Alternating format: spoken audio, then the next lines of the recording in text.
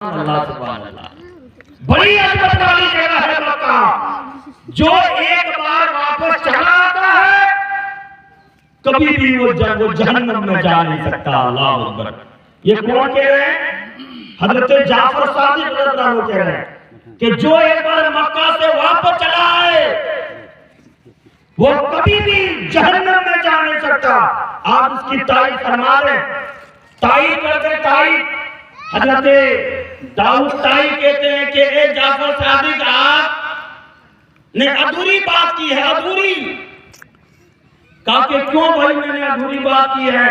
کہا کہ اس لیے آپ نے ادھوری بات کی ہے کہ آپ نے آدھی بات کر کے چھوڑ دی ہے۔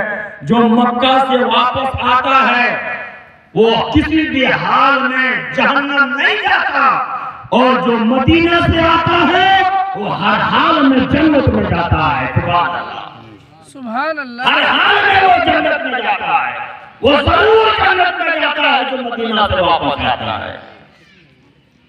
حضرت عبداللہ ابن مسعود ارشاد فرماتے ہیں کہ مکہ میں آدمی بیمار پڑتا ہے نا، بیمار، ایک درد اگر آپ کو مکہ میں ہوا، ایک درد، تکلیف پیر میں یا کلیجے میں یا دل میں، پورے عضو میں، پورے بدن میں کہیں بھی ایک درد آپ کو ہوا، حضرت عبداللہ ابن مسعود ارشاد فرماتے ہیں کہ 80,000 سال عبادت کرنے کا ثواب اللہ تعالیٰ عطا فرماتا ہے۔ سبحان اللہ۔ 80,000 سال عبادت کرنے کا ثواب اللہ اسے عطا فرماتا ہے۔ مسجد قباء پوری دنیا کی پہلی مسجد ہے، اس مسجد میں دو رکعت نماز عقیدت کے ساتھ پڑھتا ہے، اسے ایک عمرہ کرنے کا ثواب اللہ تعالیٰ عطا فرماتا ہے۔ حضرت داؤد طائی کہتے ہیں، حضرت جعفر صادق کہتے ہیں کہ دلیل دیجئے کہ مدینہ سے آنے والا جنتی ہے۔ داؤد طائی کہتے ہیں کیا رب کا ارشاد نہیں معلوم ہے؟ ہم فیہا خالدون، جو جنت میں داخل ہو جائیں گے اسے نکالا نہیں جائے گا، نہیں نکالا جائے گا۔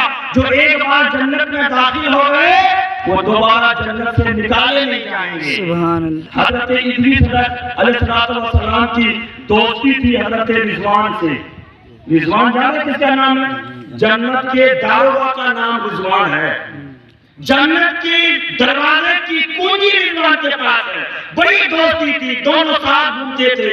ایک دفعہ حضرت ادریس علیہ السلام نے کہا کہ اے رضوان تنہا گھومتا ہے، مجھے بھی ایک بار جنت کی سیر کروا دے۔ سبحان اللہ، سبحان اللہ، ایک بار مجھے جنت کی سیر کروا دے۔ رضوان نے حضرت ادریس علیہ السلام کو لیا، جنت میں داخل ہو گئے، جنت کے باب و بہار دیکھنے لگے۔ جنت دیکھنے کے بعد رضوان نے کہا ملائکہ نے، اے ادریس اب واپس چلیے، جنت سے نکلیے۔ کہا کہ کدھر؟ آپ کدھر آئے؟